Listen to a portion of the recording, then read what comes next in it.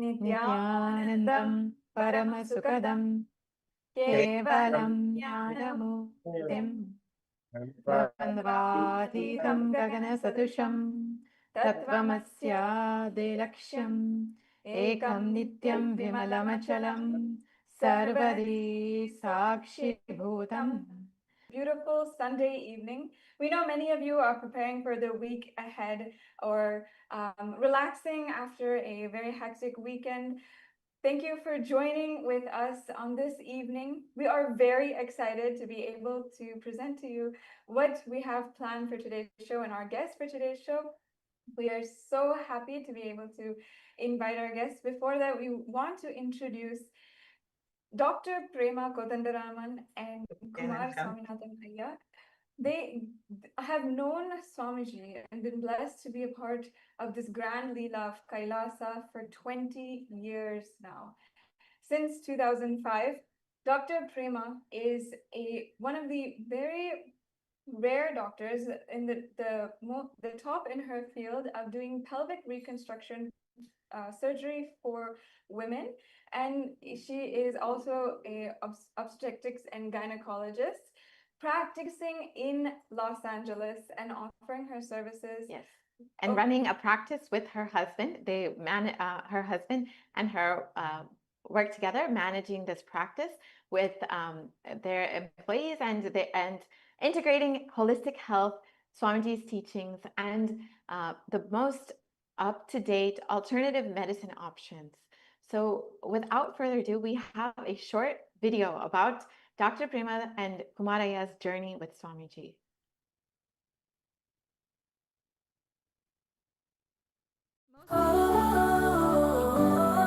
But she met God in the waiting room of a hospital, not claiming a throne, but just waiting. She had the question, how can a guru stand like family here? The answer grew stronger year after year. For in that soft patience, a truth was revealed, a love unconditional, forever sealed. As she and her husband journeyed together, they evolved as spiritual beings, transcending the matrix. Together they offer hope for healing humanity with the avatar's guidance. And now, 20 years later, the future is still bright. They learned that a guru stands with you like true family. Most people meet God in the temple, but she met God in the waiting room of a hospital, not claiming a throne, but just waiting. She had the question, how can a guru stand like family here? The answer grew stronger year after year. For in that soft patience, a truth was revealed, a love unconditional, forever sealed. As she and her husband journeyed together, they evolved as spiritual beings, transcending the matrix. Together they offer hope for healing humanity with the avatar's guidance. And now, 20 years later, the future is still bright. They learned that a guru stands with you like true family. Most people meet God in the temple, but she... Yes. And that is about Dr. Prema, who is a pelvic reconstructive surgeon who in LA, she's one of the top physicians in her field. And together with her husband, they run a holistic health practice, integrating the teachings of Hinduism, teachings of Swamiji, along with the most modern medicine. And it is with Swamiji's grace and blessings, they've been able to raise a beautiful family in Los Angeles with 2 daughters who are now in their early 20s and also getting into the field of medicine. And it is only through Swamiji's grace and blessings they've been able to build this beautiful life without stress, without any anxiety, without any worries, and been able to become an integral part of the Kailasa LA ecosystem, as well as the global Kailasa ecosystem. It is through Swamiji's continuous grace and blessings that they've been able to build this beautiful life. Each and every single devotee who has had the blessings to have Swamiji's darshan, Swamiji's initiation, has this same story about how Swamiji has changed their lives, transformed their lives. It is through one person at a time that Swamiji has been reaching out to humanity over the last 40 years. Swamiji has started out a little bit more than 20 years ago, just writing the names and contact numbers of devotees, one person at a time. And then today it has grown into a global civilizational nation, Kailasa. We would like to show a brief video on how Swamiji built this nation, one person at a time. The greatest thing I learned is the stamina, power, strength of Parameshwara Sankalpa, the will, persistence and ready to sacrifice, do tyaga of anything for the purpose.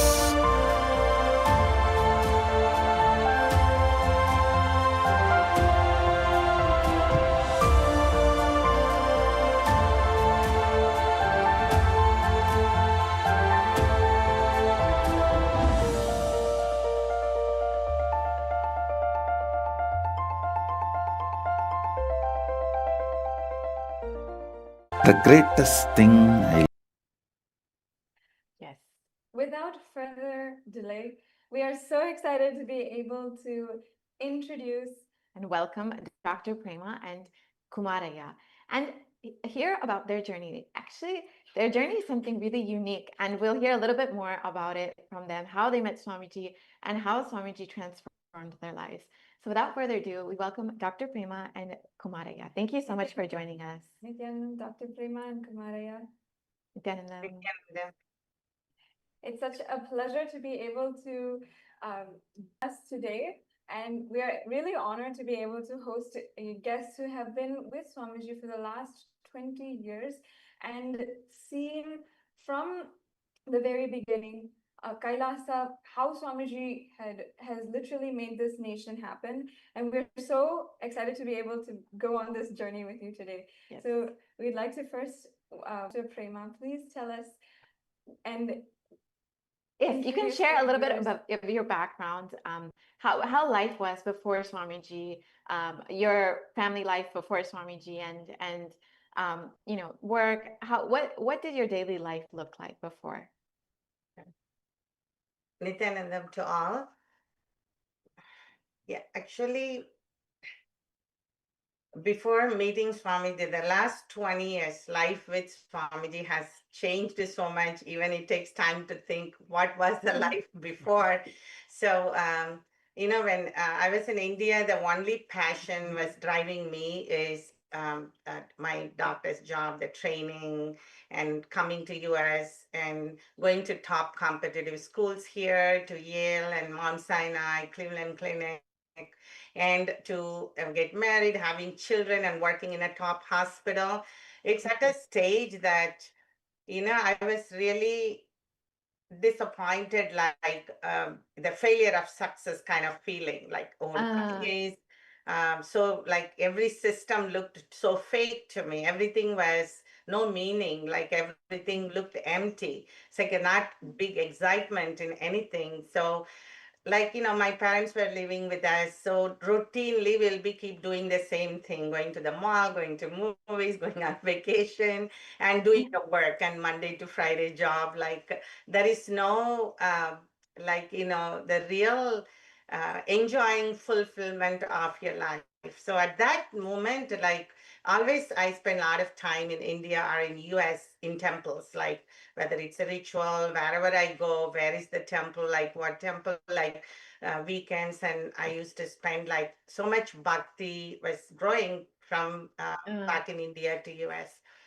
So my dad was living with us, and he maybe went through the same thing. Like he was asking me, that's the time the internet was coming, and we have access to do so many things. What's happening in India, the newspapers, the magazine, and everything. So I was researching, and we found Kumudam, the Tamil language, and so this is the book.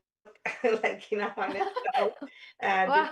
I still have it, and I open the door, let the breeze in. So like this is the exact picture of Swamiji will be coming every week. Then I started reading first, and then I said, oh, this picture doesn't match the content in the article. Like, mesmerized by the words. I'll be like looking forward like every week. When is it going to come? When is it going to Yes, come? and for all the viewers who don't know, Kumudam is a Tamil weekly newspaper, and Swamiji used to publish weekly articles. It is actually one of the earliest ways that Swamiji began enriching. From the very first publications that Swamiji himself would write would be published in Kumudam. And specifically what Dr. Prema is saying, the Open the Door, Let the Breeze In was the very first articles that were starting to publish in the Kumudam newspaper. Yes. Sorry to interrupt you, Mom. I just Oh wanted to no, make like, sure. you know, like looking back, like how miraculously, like just starting with this, looking at this picture, getting like so attracted to the readings, and this was going in a background. Then I was just go to office and see patients. And one day, a patient came. She was living in Duarte, part of the Duarte group, and I didn't understand anything at the time. She came and asked me, oh, I need surgery. I heard about you. Can you do surgery for me? So after reviewing, I was asking her, you're new to me, your first time seeing me, and you're asking me to do a surgeon. Usually surgeon that you should know the doctor for a long time. You don't just ask a new doctor. So I said, oh, okay, let's do. Then we plan for surgery. It's in the hospital, scheduled. And the morning before we start the surgery, we have to go and meet the family. So she said, my family is in the waiting room. So I went and looked for maybe her husband or son or like, but Swamiji was in the kavi, like exactly like this.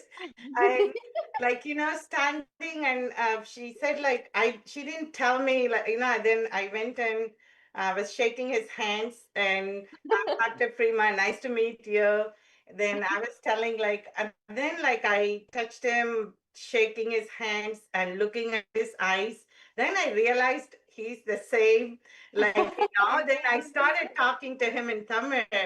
Are you writing this article? Like, open the door, let the breeze in. He said, yes. And, oh, like, you look very young. And are you writing this? And he said, Mama. Then, yes. And then he said, where are you from? I said, Tiruvannamalai. And Swami said, I'm also from Tiruvannamalai. Then I was just talking to him as if, like, a family member for a long time. I didn't see that, oh, Swamiji saying I was playing in like, where near the temple. So it was after those few minutes that I went inside the operating room, that Swamiji's touch, his eyes and his smile and the face, I cannot forget. And my whole being was so excited, like I was like doing surgery and everything, but I'm talking to the nurses or the doctor. Like I need to ask her who is her family member, like, excited. So after that, we came home and I was talking to my family and everyone about that meeting. And that kind of made me to like, who is he? Like, what is he doing? Like, more curiosity to know more about him. Then, like, I have a friend of mine, Dr. Bharat Shah. His office is in the first floor. I was in the third floor. So I went to meet him during usually the lunch break. And he was saying, Swamiji, like I was talking, how do you know he had his picture? And oh, he's an enlightened master. He came from India. I just went to Cambodia and with him. So then I started, what is enlightenment? I didn't know anything about Guru or enlightenment, but the connection I had with Swamiji with that first meeting was so intense, as if I met someone like waiting for many years to seen. And from that point, I want to know about him more. So that's when, like, we started going to the LA temple. And, Kumar is going to share from, like, after we met Swamiji, that how we continued to the temple in LA.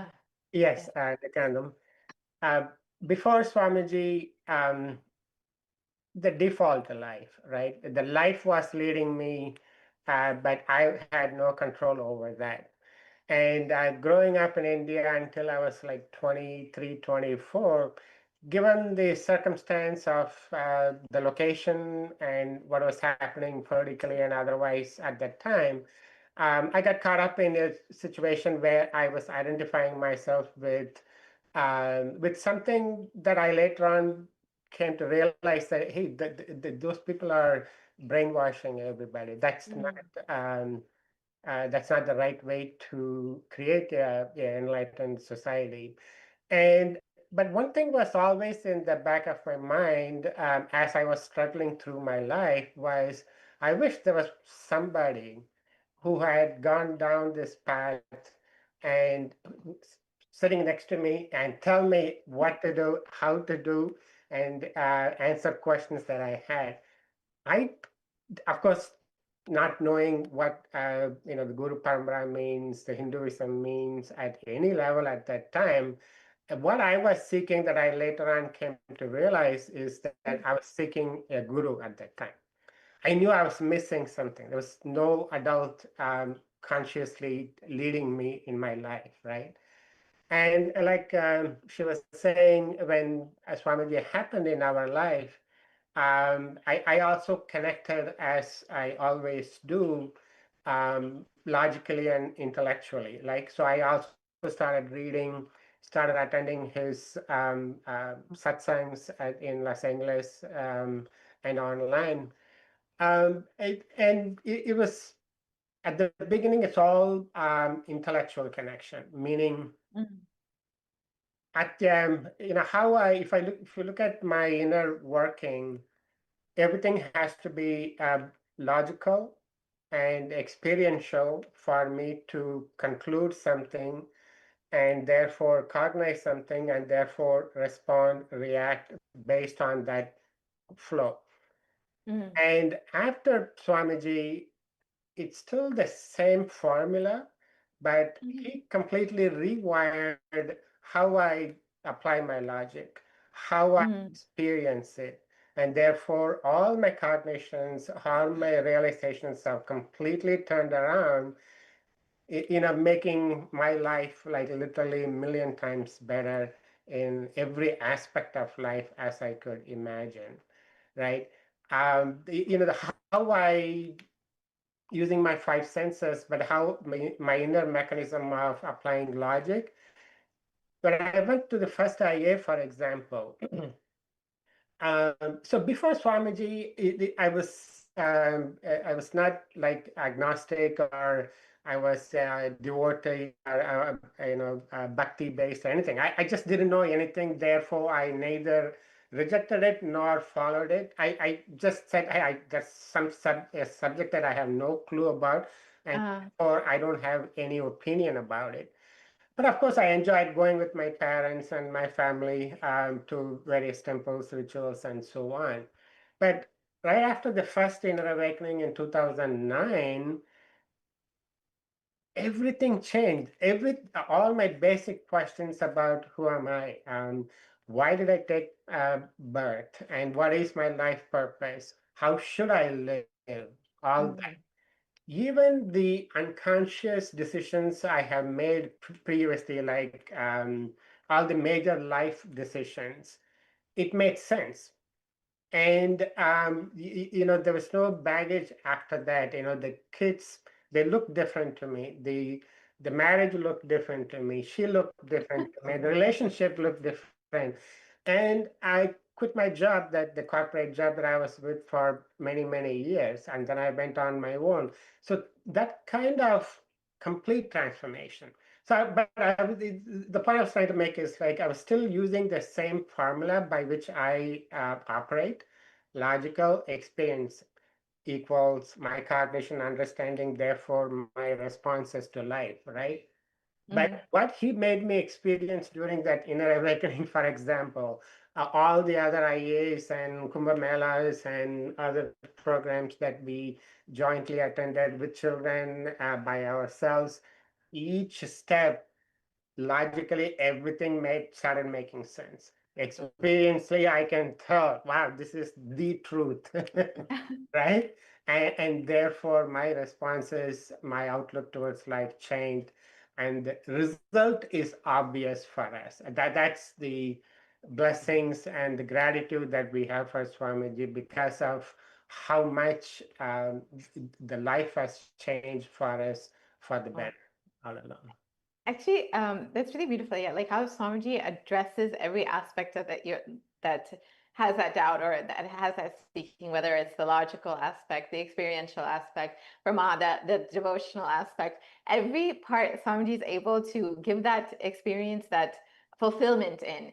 And actually, I wanted to take one step back and talk about how exactly you attended your first IA. Maybe Maya can also share on that. Okay, you should say. For me, when I met Swamiji, that he's something, I never met anyone like this on earth in my life.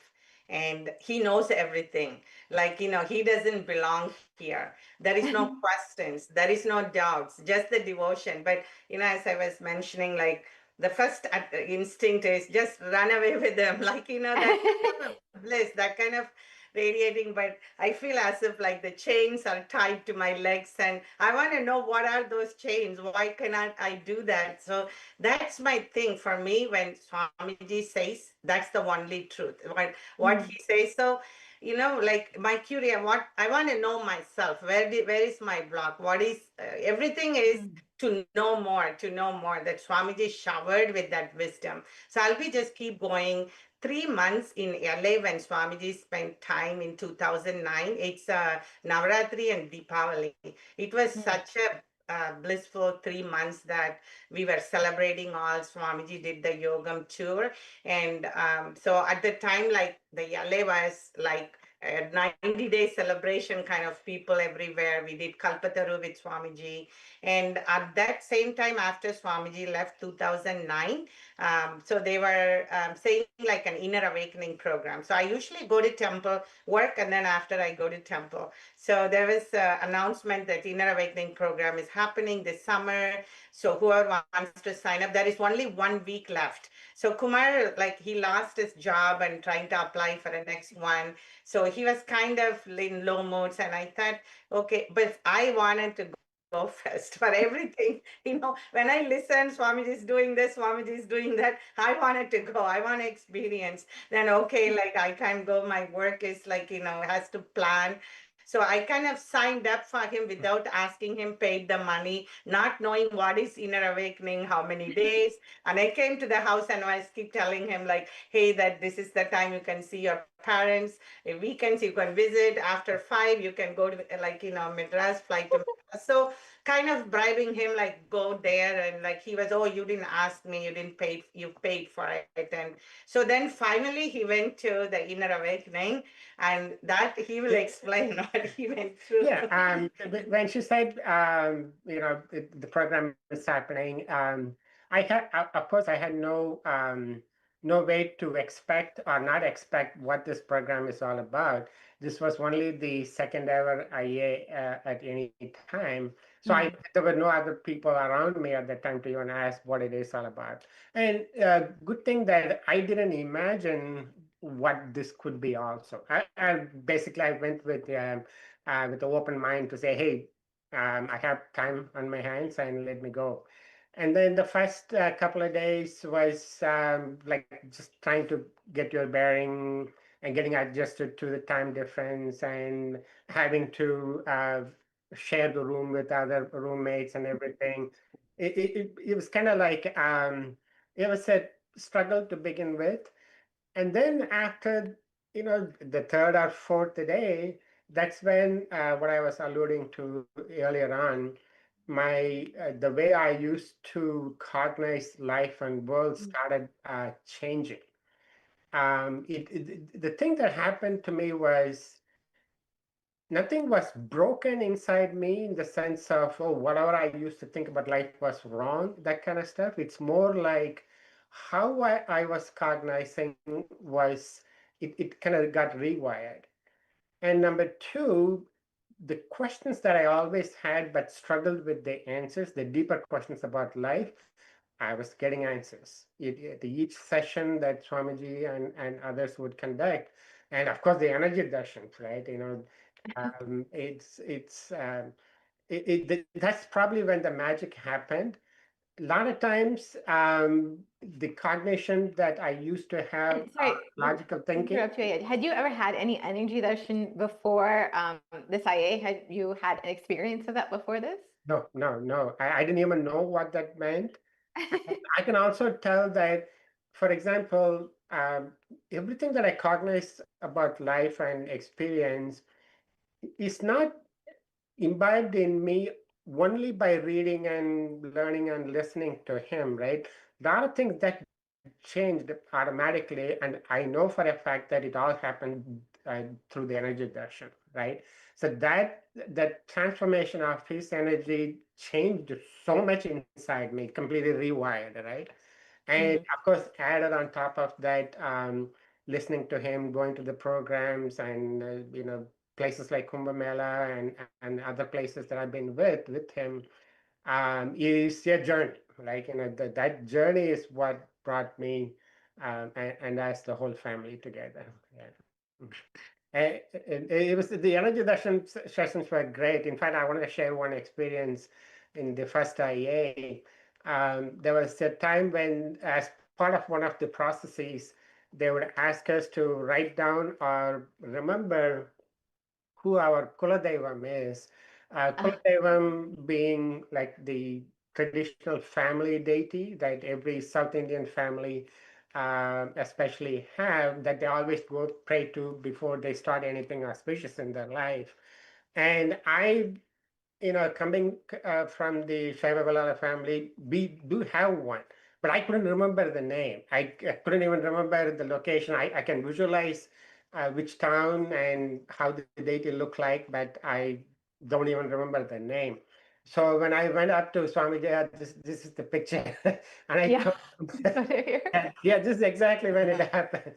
So I told him, Swamiji, I don't remember who my Kuladevam is, but since I see you as my new new family that I want to be part of, I put your name as my Kuladevam for me and my family, right? So starting now, I have a new Kuladevam, and that's you. And he Wow.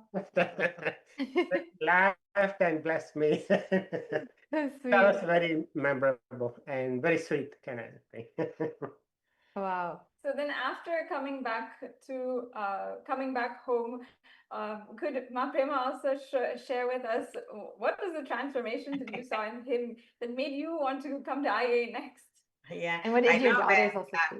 yeah, Kumar had like little resistance and we didn't know what is IA. Then he kind of first 3 weeks, the first 1 week, like more phone calls, little complaints. Second week, like one or two phone calls. Third week, totally silent, like there is no phone calls. And so when he actually came back, was very calm and like, had the mala and a little kit with the puja kit and kumkum vibhuti, and he will put like sincerely in the morning before he went to bed, and all Arya songs all the time he was listening. Even my youngest daughter was 4, like, "Oh, dad, like, why are you pretending to be too nice?" Because his whole thing has changed, his body language, his how he communicated with us, like more of deep depth to his being. So that's what made me like, hey, 21 days that someone can transform this much. Like, what is that program that I want to do it? That same year, December 2009, I went for the IA. From that time to until the Paramashivoham, I never missed a year without meeting Swamiji, without the programs in December and Himalayan trip. And, Kumar went to Kumbh Mela. And so it's kind of, it's our vacation was with Swamiji every year. Some Kumar and kids with Swamiji in December, I will be in the program. And can you actually share like a little bit more about your daughter's reactions and what was their initial experience of Swamiji, or what was their initial opinion of Swamiji? As far as I know, that Puja was 2005, she's 5 years old, and Divya was 2 years old. So we took them to the temple when he did Bhagavad Gita satsangs. They have seen him. And we always talk about Swamiji and all his, they release like Shiva Sutras, Yoga Sutras, Brahma Sutras will be playing continuously in our house. Like they will be as a child listening. And then like when we did the Sunday school, Sunday Gurukul, so they were pretty young. So they were, it's like you see them so much connected. They will dress like Swamiji. They put the turban like Swamiji. They will sing songs and they'll perform. If there are a few pictures, the kids in Gurukul, that they will dress like deities and they do the Guru Puja yoga. And I see that until they are 12 or 13, like, when they get into high school, get like little influenced by their friends. And they were like a Gurukul kids and enjoying, celebrating. And sometimes it was a joy to see them that how, they grew up with Swamiji. And I see it now. It's there coming back. I'm seeing them. In fact, there was one inner awakening in 2013 or something. Puja once the IA started, and that one particular IA we couldn't go, but she wanted to go so bad. She packed her bag one day, and she said, "I am leaving by herself." Yes. Remember that? Yeah. She was calling Niranjan, like she was 12 or 13, that she wants to go by herself to Haridwar, calling every single devotee in the temple. I packed my bag and my parents will buy a ticket. I want to go to the program. Can you take me? Can you take me? But we had school at the time, and then we were like, just looking back that, how that she wanted always, even when I went to Bali, she had her finals and she said, Mom, can you carry me in your suitcase to Bali, that I want to come with you? But in general, I think the kids, especially Divya being young, she just followed us because we've been going to the temple. But what she shared later on was, she appreciated the openness, the friendliness, the joy that she felt, that everybody was exhibiting, right? And then she saw people from different walks of life. There were people, different background, elderly, to young, to kids of her age, how they all got together. I mean, she would ask a lot of questions about, hey, what are they doing? Why are they doing? Kind of thing. Very curiosity-based questions, which were fine. But she, both of them actually liked being there, right? And the weekend Gurukul that we used to conduct, along with at least 15 other kids for quite a few years, they loved it. We would put skits together, various programs, and they loved being part of that too. So, and how do you? that, go ahead. Sorry to interrupt. Please continue. I know. I was going to say that initiation that got the seed that got planted in them, um, we could clearly see growing in their consciousness all along, right? And as they struggled with their puberty and adolescent years, the society, of course, they fell down a couple of times, but how they got themselves up, then we could, at least I was very comfortable saying, hey, first of all, these two kids, they are uncorruptible, number one, right? The society, are including us, we cannot just tell them and expect them to do what we tell them, right? And they are conscious, kind people. They are constantly looking out for others and so on. And we could see that here. So the career choices they are making, their cognitions about life in general is all because of, Swamiji's initiation when they were very young. I mean, they are going to be taking their own career path and life choices, I'm sure. But, I can rest assured that, hey, they are uncorruptible and they're going to be very conscious being growing up. And actually, can you, that's one thing that at a young age, they have that deep foundation and the cognitions, the powerful cognitions from, just as toddlers, basically, continuously being initiated by Swamiji, receiving Swamiji's darshans, blessings, everything. But did they ever face anything like, of course, you live in LA and, there's in that Gen Z, constantly connected to technology, constantly with their friends, constantly exposed to so many different things and influenced by so much. Did you see that influence kind of affecting them as society's influence? And how did, as parents, how were you able to handle that with Swamiji's teachings? For sure that I went through a lot of suffering, struggling. See, first, like initially, I thought, oh, education is the best. Like we have to give them the best and spend lots of money, thousands of dollars for both of them, more than $1 million from their kindergarten to high school in a private school in LA for both of them. Many times my being, my instinct will tell, hey, Gurukul is the best place. Gurukul is the best place. Since I wasn't spending time mostly at home, like my time is mostly in the hospital, very less. I wasn't directly involving too much. That was my blind spots, incompletion. I learned so much by missing that responsibility, missing that.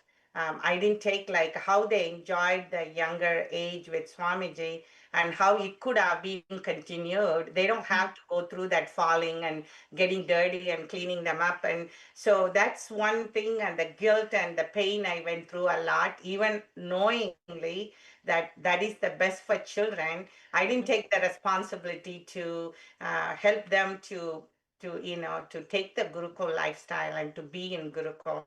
Then so that made me a lot of times cry. And the only prayer to Swamiji will be like, I know how, as my transformation, as if a blind man getting the light, you see a lot more what your kids are going through. It's not their fault. You are putting them in a school where it's not a good school. You are putting them in a society where like the drugs and alcohol and the housekeeper, the nannies, like we hire them, how they influence the children, like how much it corrupted, how like beautifully they were coming up from 13 to 19, like how they went through that.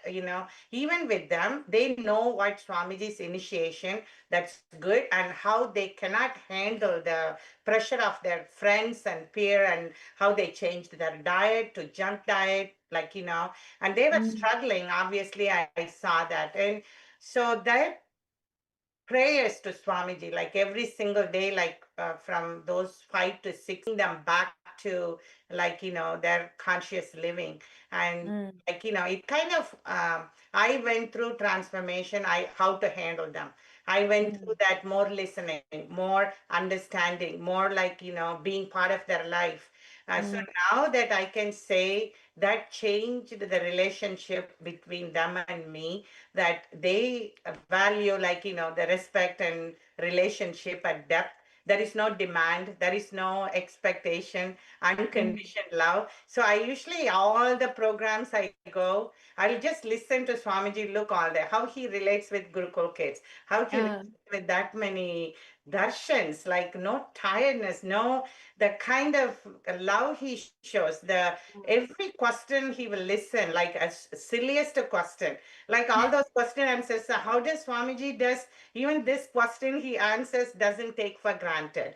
So those kind of patience, those kind of validating their concerns, like made me a rebirth, what is to be a mother, what is to be relating with your daughters, that prayer was fulfilled. And I'm kind of feel liberated that my older daughter lives with her Atmalinga, and always Nithyananda AI, that's her friend. And I see that like my thing, okay, she's with Swamiji. She doesn't have question. Even if we go and answer, like she will say, no, mom, Swamiji will answer to me. And we also don't try to, because we know she has the right connection. That's what I'm inspiring Divya, how connecting to Swamiji is the only wealth in life. And he's the only one can answer them. So that way that I'm kind of getting liberated in that suffering, and I'm feeling more fulfilled that they'll be good conscious beings. It is so beautiful to see how you first Dr. Prema, then Kumaraya, and then the whole family itself has literally from 2005 grown and evolved so beautifully. You guys have the whole family has such a beautiful life, and just to be honest, like the best of both worlds, both the spiritual life, having incarnation guiding you continuously, and then also being able to Have material enjoy success. enjoy or if I were to reword it, I would say like enjoy having your power, your inner power manifest in all aspects of your life, in your career, in school, and in so many different ways. And I also want to just remind like all the viewers that even how Dr. Prema had seen first seen Swamiji is in a hospital wing, in your or not a hospital waiting room, and in those moments Swamiji is literally there for the devotee, and how like now she's on the other side, and literally she's seeing how literally Swamiji is a part of her own family. Yes, and actually, like one thing that really liked what you said, Dr. Prema. Like Swamiji is, your guru and all that, but Swamiji really taught you how to be a mother, just through Swamiji's actions, through Swamiji's the way Swamiji relates to people, relates to kids or people or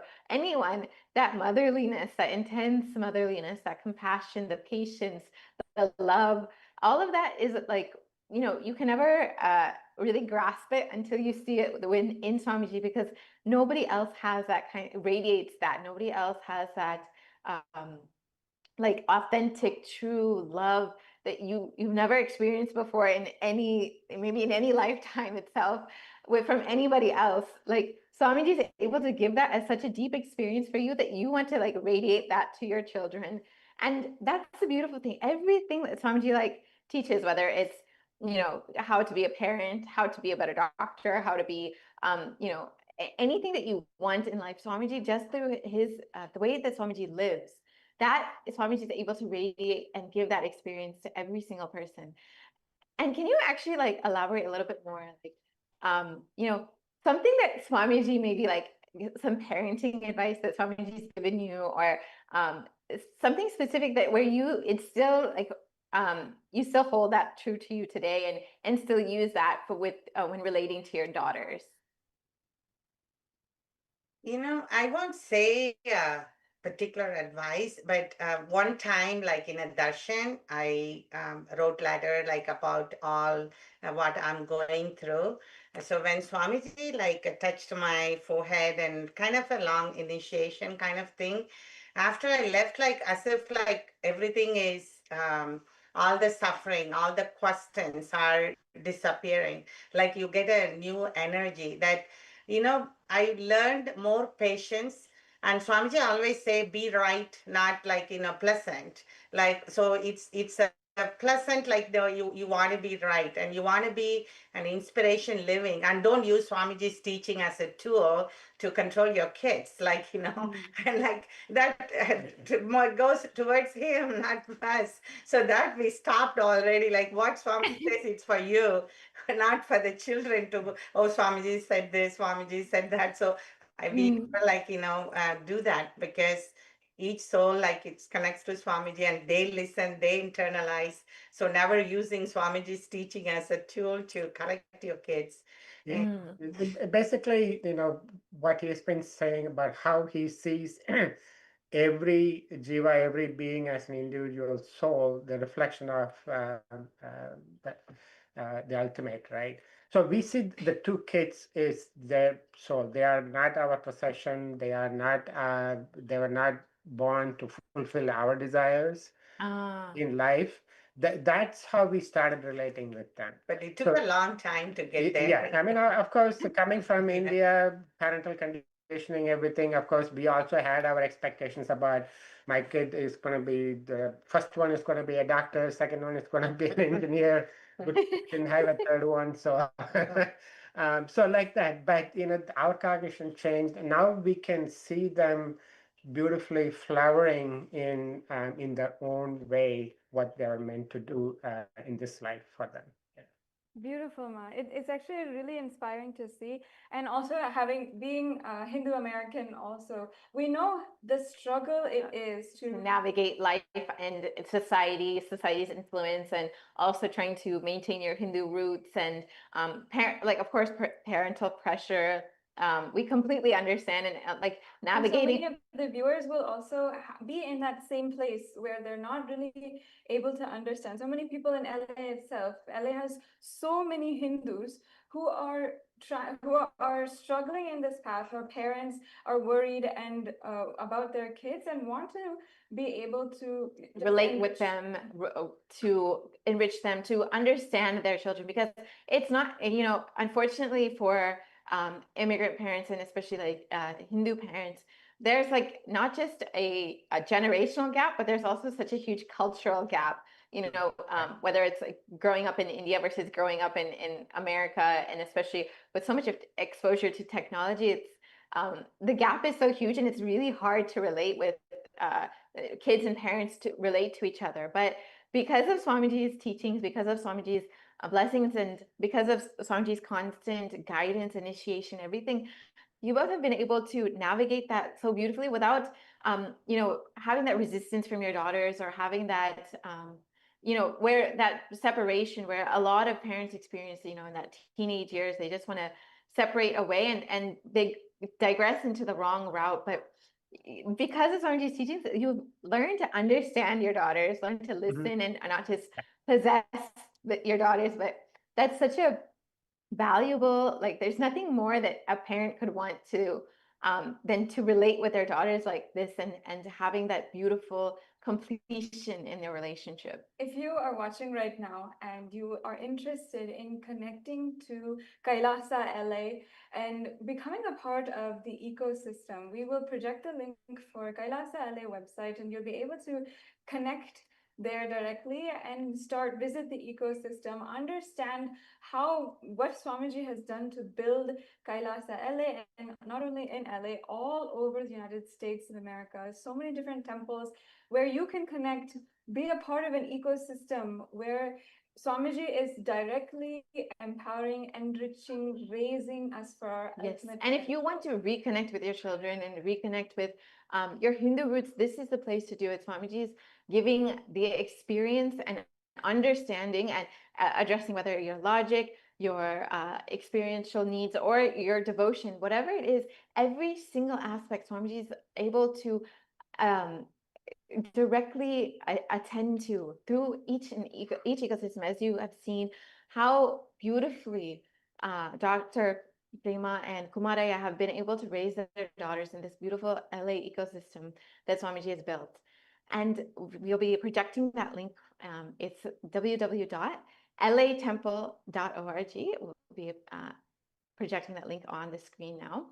And if you would like to learn more, visit, or just understand really a little bit more about Hinduism, you're welcome to go visit this website and learn more. Yes. Now, we wanted to actually ask a little bit about what was your experience during the persecution? Like, you had been connected to Swamiji from 2005 to 2010, so like 5 years, and you've seen Swamiji in so many different dimensions. And of course, like Kalpataru, attending Swamiji's Bhagavad Gita courses, so many different aspects of Swamiji you saw. How was it during the persecution for you, and what was it that kept you so strong? Like you were sharing with us earlier, Ma, like what gave you such a strong experience? Can you share with the viewers a little bit about that? The 2009 IA, we just came back. Even that bliss from IA wasn't over.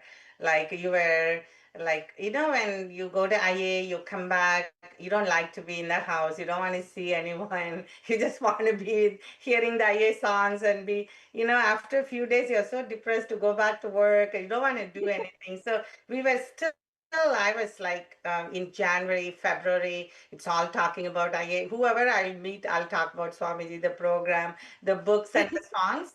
So the March, the persecution happened. And the first thing was, how I always Swamiji is someone who no one can comprehend. And the first time I met, Swamiji doesn't need anything from us. We can't give anything what he doesn't need.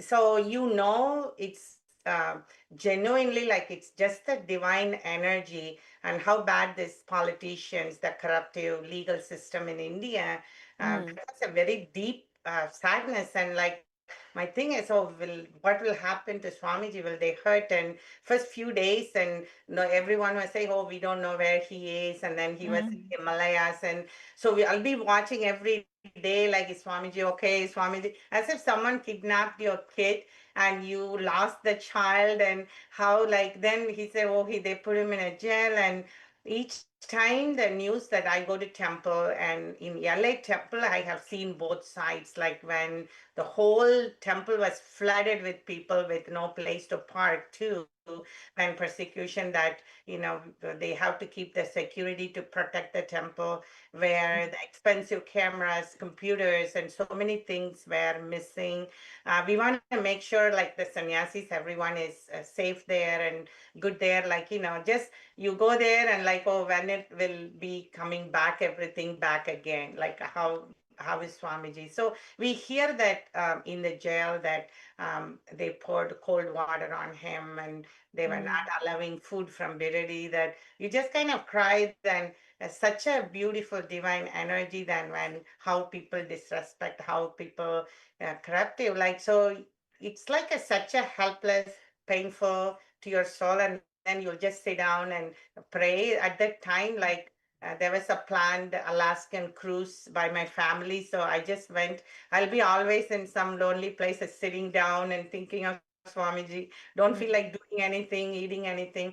And that's when that one night I had a dream that Swamiji is like a Vishwarupa. Like, I could see his face is in the sky. I can't even see, look up. And his feet is, I'm like below, like a little ant below his feet, and looking up, and was like waking up with so much calm, peace, bliss. And okay, no one can hurt Swamiji. No one can hurt Swamiji. Then that same, after he came out, that same summer, I think after a few months, that I wanted to see him intensely. I went with him to the Himalaya trip, joined in Delhi, and he just such a, then Swamiji came back and gave a satsang in April, I think April and May, about freedom. And that was the Sudantra. Yeah, that was the time that you felt that really someone grabbed your kid and abusive, like such a painful thing to Yeah, go so through. during the persecution, there were a couple of things that I recall. One, of course, the only time the temple was shut down, okay, and that the loss of not being able to go to a place that we always wanted to go on a daily basis, when it got shut down, the deep sadness, the deep like, hey, why is this happening, kind of thing. But at least speaking for myself, I didn't let that because by the time I had already completed my inner awakening, and we were doing a lot of I also attended the Acharya training, and we were starting to conduct programs and so on. So we said, okay, we're not gonna sit back and dwell on that. Like, I applied the same thing. What would Swamiji do in this kind of situation? So we started doing the satsang. So we were conducting the satsang, playing Swamiji's videos in our garage. We even went to the couple of bookstores that our friends had, and we were conducting satsangs and things like that. So we knew, hey, this is temporary. That's it's gonna pass, and temple's gonna come back more powerful. And so there was nobody any wavering thought about what's gonna happen with the sangha and Swamiji. So, and then, of course, once the temple did reopen, I remember going back to the temple, and the first time when they played that evening Aarti song, it's like, wow. Everyone was crying, and it's like the whole temple, lots of people. Swamiji came, and he said one thing, like in the tree, like, has lots of fruits, matured fruits. When the comes, everything will fall off. Only the fruit will become like, the one which is going to really will stay back. And I Wow. remember still that freedom. And when you see Swamiji back, like everyone eyes was tearing, the tears coming out, and a joyful that, Swamiji's back, Swamiji's back, It's Wow. it's such a, the human evilness to make a master to go through and make an avatar to go through So that. the persecution actually strengthened us, the connection with Swami.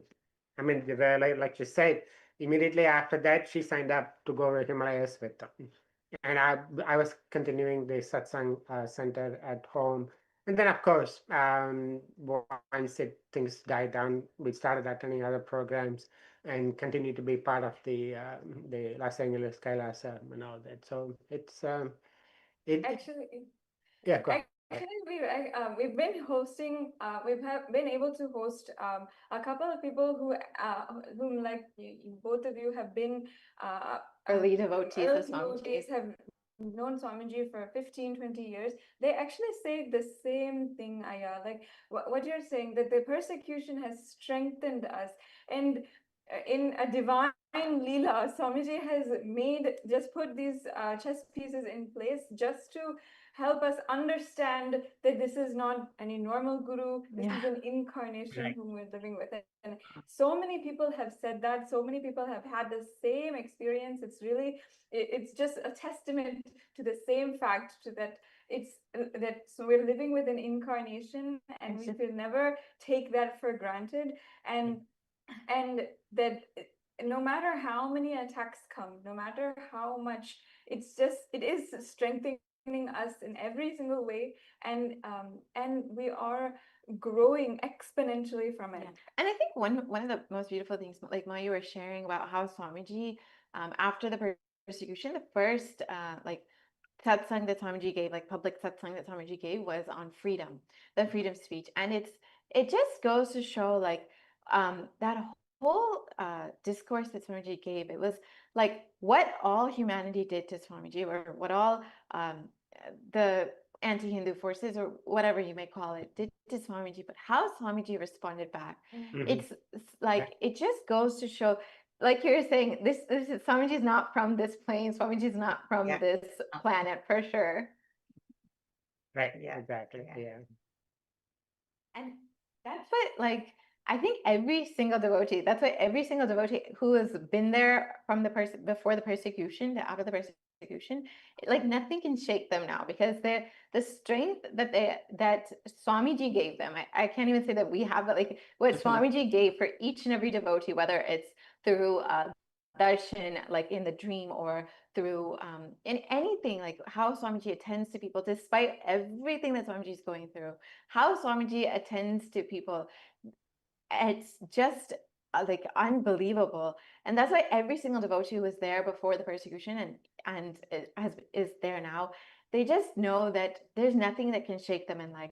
There's no up and down that can ever destroy them, because they, like, Swamiji's given that deep strength and that deep understanding, that confidence in life, that confidence in that Swamiji is always going to be there for you, no matter what, like anything that life may throw. Swamiji is always going to be there for you. And I also like to think about it like, if there's anything in my life, if I ever have a challenge, and all devotees, if we ever have any challenge, we just look to Swamiji. We know Swamiji has been through it. That means we can go through it.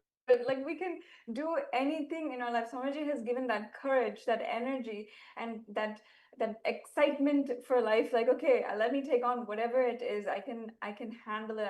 And empowered us so much in that way. Because like always, Swamiji's there with me. Swamiji's there with me. And I want to understand, actually, like we've talked about your personal connection and family life, but how has Swamiji been there with you in your professional life, in your business, in your practice? You both run a practice together, and have expanded it beautifully with Swamiji's grace and blessings. Can you actually share a little bit about, like, before Swamiji, what work was like, and before Swamiji, what's like, maybe what people would call the grind was like, with work, with your professional life? For me, I was always like so much passionate about what I was doing, like taking care of women, delivering babies, doing surgeries, and but everything came with struggling pattern. Like, you have to be up for 36 hours. Like, especially US doctors, that we are so micromanaged, and one little thing will cost you millions of dollars. They put a fear in you, the malpractice insurance. So what if this happens, that happens, that fear driven practicing. But I wasn't fully victim of it, but still, like, it's kind of a struggling. Okay, you need to do this, you need to do this, like, taking over most of my time and energy. Like, so I will be afraid to do other things other than just being a doctor. So once with Swamiji, like through the inner awakenings, multiple programs, and Shivoham, Nithyanandoham, Mahashadashivoham, Paramashivoham, that you started, like, growth of your consciousness, manifesting powers, body scanning. It's like a 25 head, 50 eyes, 50 hands, that kind of a wisdom. And it's like, my practice grew to be 30 patients to 100 plus patients now. Wow. And the surgeries, and the way I expanded, like, the women care in, like, the incontinence, the prolapse, the surgery, hiring more people, like from 3 staff to 17 staff and 2 NPs. And so I could do 12 to 14 hours of work beyond time. Like, I'm not bound by time. I don't know the days. I don't know, no tiredness. And with IA, I did a no break IA in Varanasi. The whole IA is called a no break IA. So this breakfast, lunch at 5, dinner at 1 in the midnight, the next day maybe. That broke from that. Each IA will break some really janmas of karma from you. You kind of come with the power. So even now, like, I don't have time concept or like tiredness concept, or like when I'm involved in doing surgery or anything for hours, I can do it with great outcome. Like, people who come and watch my surgeries from USC fellows, and where did you learn this? It's not in your book, it's not in the book. So you kind of touch a patient, and you see where the prolapse, what reconstruction. It'll come to me what suture to use, how to do it. It's very spontaneous, and I will always watch Swamiji. Like, he'll be like in IAS, I'll be watching, like, people come and interview. No preparation, no nothing. He will just change. One mic will be talking about something, other mic will be something else. And he was spontaneous and just flowing. And I'll be like, wow, wow, like, just admiring, like, wow, this is divine energy, like, how. So it will come to me, like, sometimes when I do things, I'll say, oh, it's just, I don't read this. How did it come to me? Like, I'll be admiring, like, okay, wow, this is like a little child. You enjoy that things happen to you, and diagnosing skin condition. I'm a gynecologist, and ectopic pregnancy, like, I can scan, like, seeing like what this patient has, like that kind of excitement every day. The work I'm doing right now, it doesn't feel like me doing the work. Like, it's like, Swamiji working through the conscious energy coming through. And all these patients, like, God bless you, that you made me lighter. You made me, because the current situation in US, how the healthcare is becoming corporations, they kind of look for some caring, listening doctors, and who give options, who give natural alternatives. So it's like every day you go in open, effortlessly doing things. That's a huge change. So it doesn't affect my health. It doesn't affect my.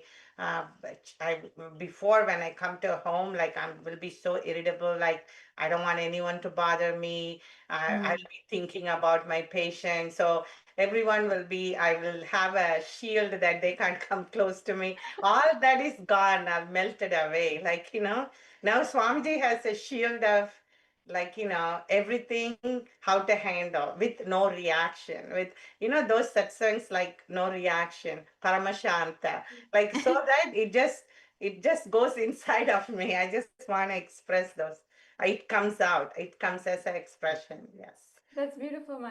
And really, I would say that how both of you have beautifully interwoven, enriching, and raising another person, enriching, causing, and making, causing another person's reality through your healthcare practice is a very beautiful way. How Swamiji is literally changing in the dynamics of how modern systems are working by giving you these model systems. This is how a beautiful healthcare system and empowered by Swamiji's teachings can work. And I would say that your healthcare practice, how you and Aya are running it, is a perfect example of how we can establish and enrich more people and empower more people with Swamiji's teachings, and also empower their health and address their health as well. And like actually one thing Swamiji always says is that, like as a doctor, the most important thing is about healing the person. And like you were sharing a little bit, Ma, that in modern medicine, especially in the US, it's become a corporate industry where it's like all about the protocols, about making money, about what's going to get money for the hospital, and making sure avoiding any other like damages. But the treatment of the patient, the care for the patient, the healing of the patient kind of becomes a last priority for in many this like kind of modern corporate medicine. And like, can you share a little bit about that, Ma? Like, what was your experience with that, and how you and I are able to like beautifully run this practice together and integrating Swamiji's teachings, whether it's relating with your patients or relating with your employees or relating with each other even. Yeah, it's happening so beautifully and effortlessly. Like Kumar, when he left his corporate job, and a couple of years he was hesitant to come to my practice. So it's new for him, the private practice, the intensity I work, and how many patients we see and everything. But I think that's the time the practice needed really a highly specialized technology guy to come into the practice to make marketing, like to make information available to everyone, to even to make my practice known to everybody. So he played a major role in bringing in everything, making it easy through electronic medical records, e-prescriptions. So he used all his intelligence, wisdom in reshaping my practice into technology based.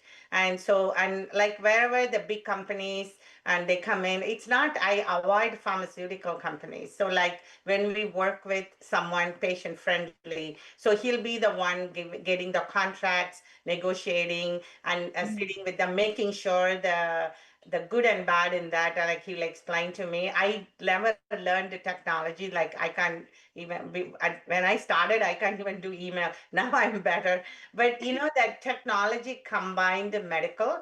Now he's bringing in AI. So the artificial, along with Swamiji, that I'm going to do all this content, what I learned can be available to everyone, like the patients can get answers, making it easy, free, and to make like, people get the medical information has to be free. And as we say, this AI is going to add on with Swamiji's grace, with consciousness based. We say consciousness, AI will not give. And when conscious people use AI, we know what to do with that. And so at the staff, like with collective integrity, before hiring, firing, giving notice, like 2 weeks notice, but now he will sit with completion classes with the staff and like make them as a part of our practice, like treating them alive and teaching them to eat healthy, like to give them like the breaks and what they need. And like I had a Living Enlightened book printed, like 2000 books, like every 2 to 3 years we bring them, every staff has the book. I'll keep encouraging them. Hey, did you read it before you go to bed? Read, waking up in the morning.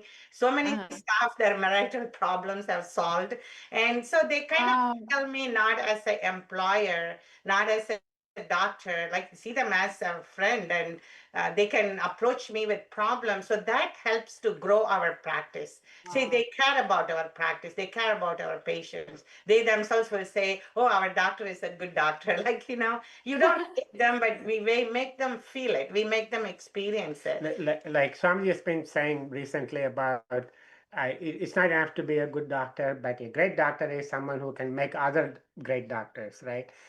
That so we apply that to our employees, for example, right? We don't look at them as our employees doing work for us, but more like I tell them whenever I onboard them, tell them, hey, I want to see you a leader in what you do. If they're like a backup medical assistant, we tell them, hey, imagine what you would be as a leader in this particular role that you're going to be assuming and learning, right? So that's what we want you to do. See, only when you grow, we grow. That kind of mental setup that we imbibe in them. And along the way, so many employees have come, and having been in the healthcare industry for a long time, we get it. Like, what's wrong with the system? Like, okay, instead of sitting back and say, hey, what am I going to do about it? But we wanted to do something about it. Like, how do we empower the patient to take control of their own life and their own well-being, right? That's when, she started practicing consciously. I mean, she'll talk more about that, but we were beginning to move the direction of the practice more wellness oriented as opposed to coming to her only after something broke, right? It's like, hey, change your lifestyle, so that you never have to see her. That type of cognition based shift in our practice focus is what's happening. Actually, Swamiji always says to every devotee, every disciple, or anyone that Swamiji meets, Swamiji doesn't see us as a number, but sees us as a being. And because Swamiji has given that as such a deep experience to both of you, that's like how you are radiating to your patients, your staff, whoever you're relating with, that same connection that Swamiji has given us, that experience that Swamiji has given us, that is so beautiful that you're able to apply that same thing and radiate that to your patients, to your staff, to your employees, whoever it may be. And can you share actually a little bit about, earlier you were sharing about how, you're able to enrich your patients and integrate Swamiji's teachings into your daily practice, despite applying modern technology, modern medicine, all the modern everything that's is state of the art, but then still applying Swamiji's teaching, Swamiji's principles, and relating and healing the patient, really. It's actually like when I started to be a doctor, it's more enjoying your job. Like you have more freedom as a doctor back in India and in US too. You give options, you can do, but the way the current corporation is changing and more corporate medicine, you really feel sorry for the system changing. Like, there is no freedom for the doctors. They tie their hands and do it. But in my office, like Swamiji's books, brochures, our LA temple, the Kailasa thing, many patients, the prescription I give is the haritaki powder and the neem in the morning, and in the night haritaki. I will sense the patient, like, how their space, and I will start like either if someone is already like looking, seeking. You see so many American women in their 40s and above, insecure, fear of their physical appearance, fear of aging, going through depression, divorced, or someone husband died, or you see all kinds of suffering. You kind of get their confidence, you get their trust, and then I kind of talk to them. Hey, like I went and I'm like, we all go through. So I kind of share my experience to make them like ask more questions, and depending on like how their space, I give a book, I tell them to go to temple and programs. Many of them attend like the online listen to Swamiji, and the Living Enlightened book is enjoyed by so many of them. So it's like bringing them out of their medications, bringing them out of their, the emotional issue. I always talk to them about this completion, that process, how it helps the moms who lost their children. You every day you meet this beings, that's why I always think this Kailasha, the Hindu nation, is Swamiji came from Tiruvannamalai to Bangalore, Bangalore to India, India to now globally. That like how AI simultaneously, this spiritual, all aspects of the Charya Pada, Yoga Pada, Kriya Pada, Jnana Pada is needed to everyone. They don't need doctors, they need a lifestyle changes and a master and a guru to heal them in all aspects. A lot of physical is because of their mental, a lot of mental issues. By understanding so much deeper into life, you always pray for the patients and give them the right access to where to go, And can you share also what is now that you have grown your practice so much, and it's been successful in many ways through Swamiji's grace and blessings. What is the future that you are planning for your practice, and how are you planning to grow the whole thing? Because I do understand, all health issues are related to your mind, your thoughts, and your patterns, your incompletions project as a health issue. So many contacts are happening to me effortlessly.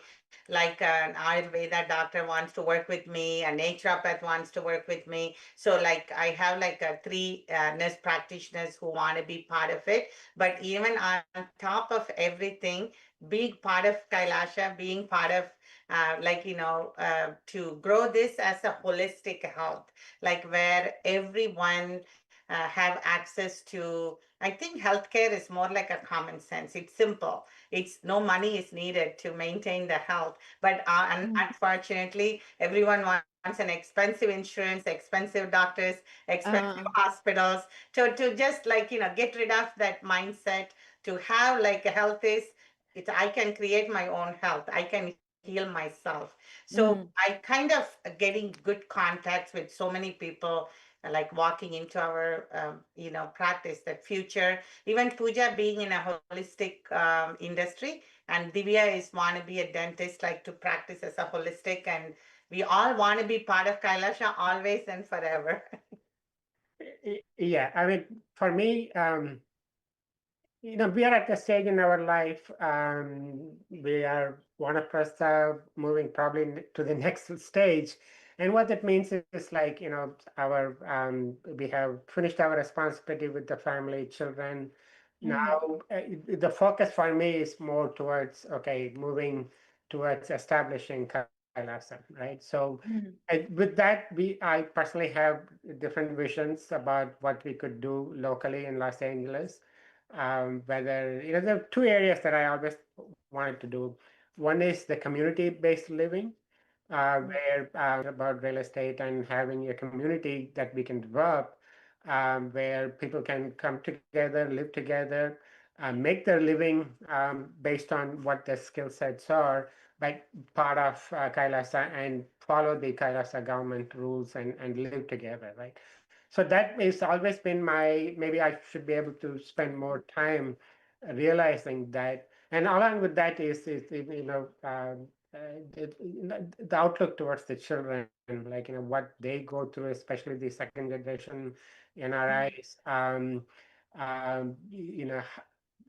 Kailasa is the way that is the sanctuary for the children of this generation. And how do we make that happen? Okay, those are the two things that I personally would want to spend my time moving on. That's very powerful, Aya, what you're saying, and your dedication towards making Kailasa happen, because it's literally happened. The benefits, the transformation, everything has happened in your life is truly so inspiring to see. And not only you and Dr. Prema are both long-standing devotees and continuously enriching, having your holistic healthcare practice, but you are also, both of you, founding members of Kailasa as Sarvanyapita Yajamans. And for all the viewers, the Sarvanyapita Yajamans are founding members of Kailasa, this nation, and it's a beautiful opportunity and blessing given by Swamiji to be a part of history in the making of Kailasa happening. So we wanted to ask both you and Dr. Prema Haya, how was your journey towards becoming Yajamans and Kartas, and how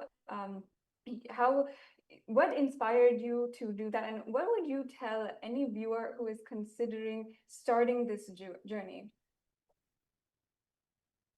Sarvanyapita is the transformational, like we call it the inflection point in our life, where things that were happening at 1x became 10x after we became the Sarvanyapita. And what that means is like financially, health-wise, relationship-wise, and every aspect of life, it multiplied 10 times. So what we contributed in to become a Sarvanapita is, even if you look at it in the traditional return terms, it's 10x. Okay, I can clearly say that.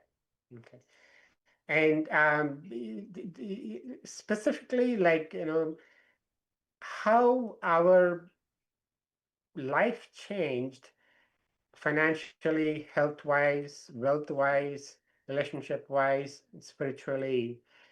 It can't put it in words. It's like, so we are on our way to become the next level, and we can see already the effect of, in that process. Swamiji will say, all these patterns I had, like money, holding, insecurity, like the more you hold, the more poverty you become.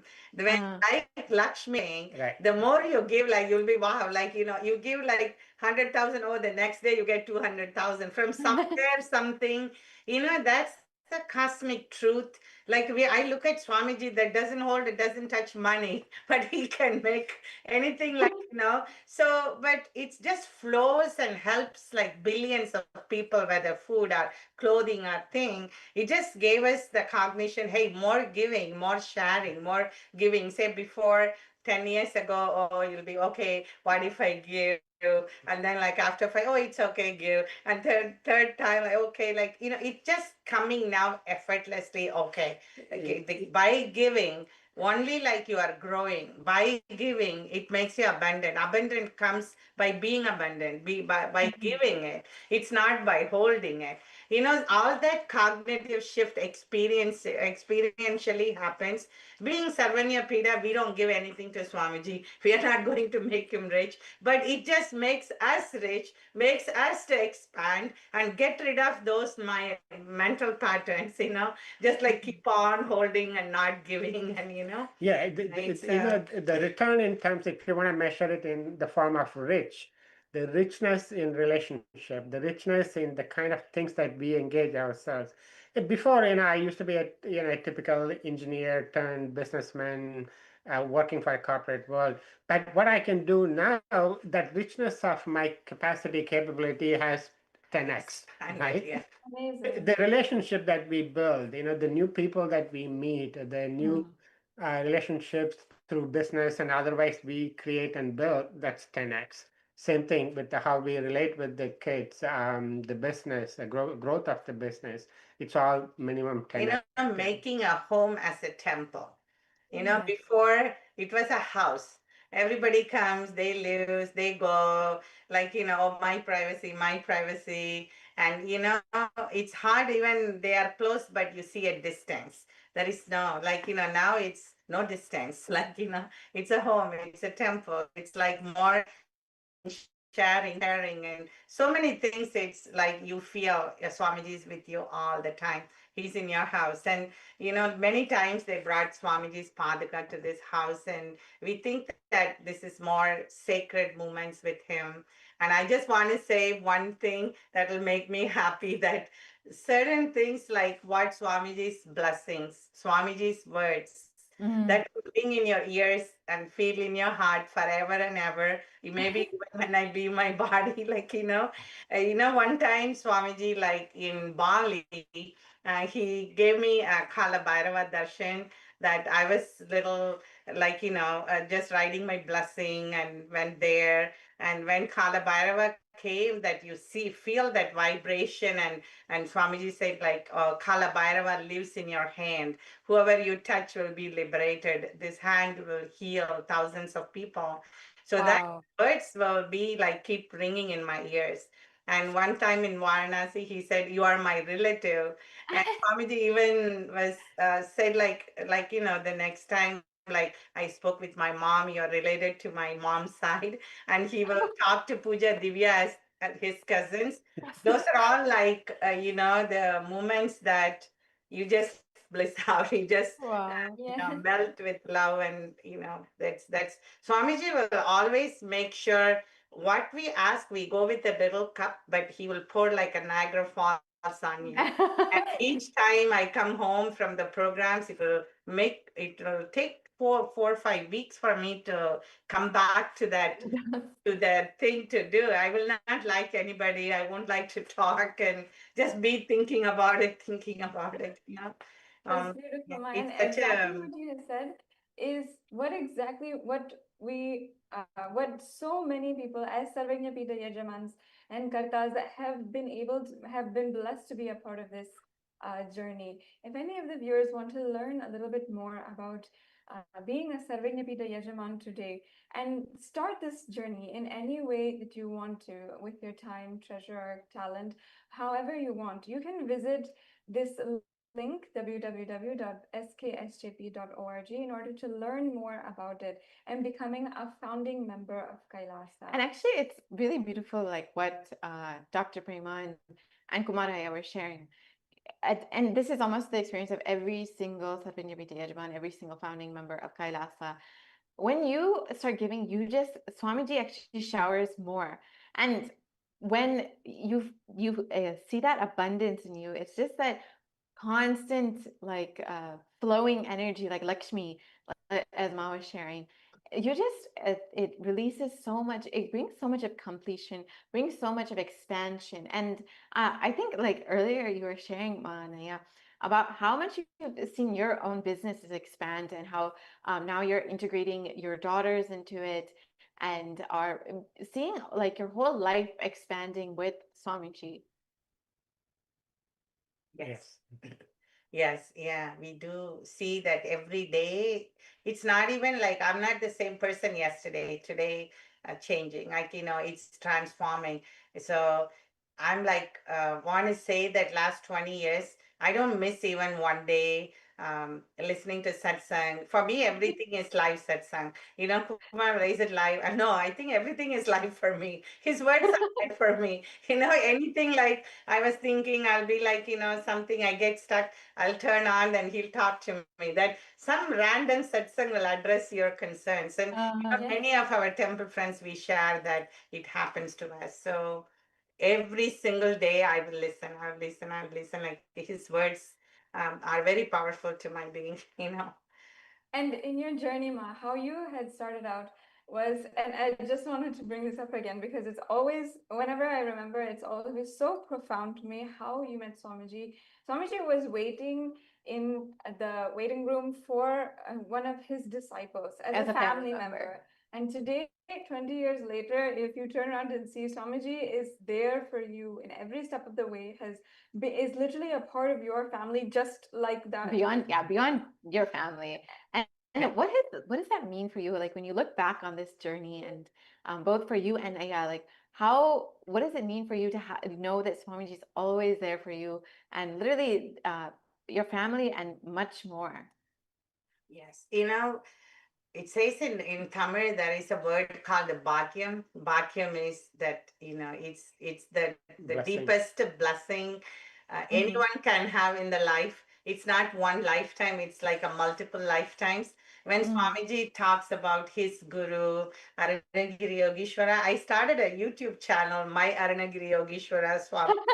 Now Swamiji will tell the story of Aranagiri Yogeshwara so many times, like you will see him say each time he will go through the experience. And one time I was listening at Varanasi while Swamiji is talking, as if I'm with him. I just tears are coming out, and he gives that experience, that it's like our blessing. And for me now, the life is not run by this body or mind, or it's someone else is running. Like you become like a passenger in the train, like you kind of unclutch, you let them, you kind of being listening, and watch you as a third person. You just watch you as what. So we get more calmness, more unreaction. Even like a lot of situations happen now, no reaction. So I will say this is not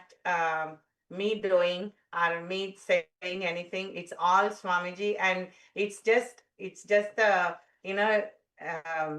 avan arulale avan talpan, because of his grace, and you are at his feet. That's what I will think then, like, what did I do? And sometimes it's just the bhakyam. It's just the bhakyam of Swamiji. Thank you so much, and thank you to both you and Aya for joining us tonight and allowing all of us to be a part of your journey for tonight, and seeing how Swamiji has been a part of your lives. It's really so inspiring to see, and every day I get to listen to the devotee stories and listen to the stories like yourself, and it's just so inspiring, and ultimately reminds me how Swamiji has landed for each and every being on planet Earth, how Swamiji is manifesting as Paramashivan, manifesting each and every single one's life.